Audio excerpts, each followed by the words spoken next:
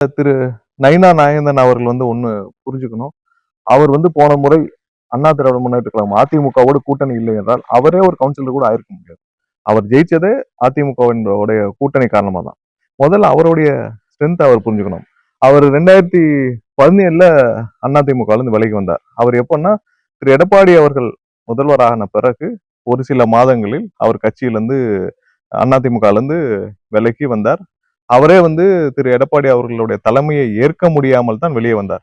இன்னைக்கு திடீர்னு அவர் திரு எடப்பாடி அவர்களை முதல்வராக்குறேன்னு சொல்லிட்டு பேசுறதே ஒரு நாடகமா தான் இருக்குது. அவரே முழுமையாக இந்த கூட்டணியில் இணைஞ்சு பணியாற்றுறாருன்னா தெரியல.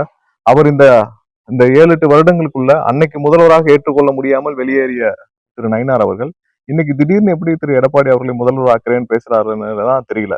இதை நீங்க தான் கேட்கணும். எப்படி இந்த மனமாற்றம் திடீர்னு வந்துச்சுன்னு.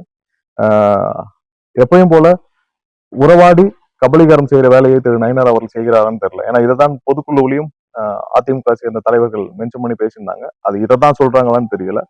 சோ அவர்கள் கூட்டணிக்குள்ளேயே நிறைய குழப்பங்கள் இருக்குது. அதற்கு அவர்கள் தேவையில்லாமல் தமிழக வெற்றி கழகத்தையும் எங்களுடைய தலைவரையும் சொல்லி பேச வேண்டிய அவசியம் இல்லை.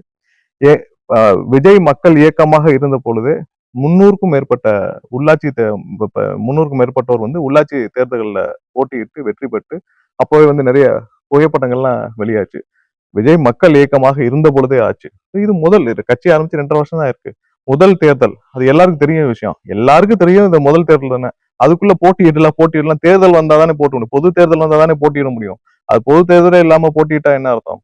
முதல்ல அவருடைய நிலைப்பாடு 8 வருஷத்துக்குள்ள அவர் எப்படி திடீர்னு திரு எடப்பாடி அவர்களை முதல்வராக ஏற்றுக்கொண்டார், முதல்வர் வேட்பாளராக ஏற்றுக்கொண்டார்னு ஒரு பெரிய ஆச்சரியக்குறியா இருக்கு. அதுக்கு அவர் தான் பதில் சொல்லணும். ஏன்னா ஒரு காலத்துல ஏத்துக்க முடியாதவர் இப்ப அவர் எப்படி மாற்றிக்கலாம்னு தெரியல.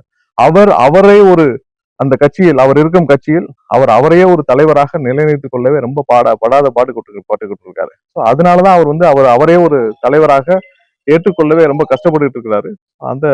அதற்காக அவர் தேவையில்லாமல் பேசிக்கிட்டு இருக்காருன்னு தோணுது. மற்றபடி அவர் பேசுறதுல எந்த அர்த்தமும் இல்லாதன்னு எல்லாருக்கும் தெரியும். செய்திகளை உடனுக்குடன் தெரிந்து கொள்ள கீழ்கண்ட கேபிள் மற்றும் டிடிஹெச் நெட்வொர்க்குகளில் எம்நாடு செய்தி தொலைக்காட்சியை காணுங்கள். பாதகம் செய்பவரை கண்டால் நாம் பயம் கொள்ளலாகாது பாப்பா. மோதி மிதித்து விடு பாப்பா, அவர் முகத்தில் உமிழ்ந்து விடு பாப்பா. அண்மை செய்திகளை உடனுக்குடன் தெரிந்து கொள்ள இணைந்திருங்கள் எம்நாடு தொலைக்காட்சியுடன்.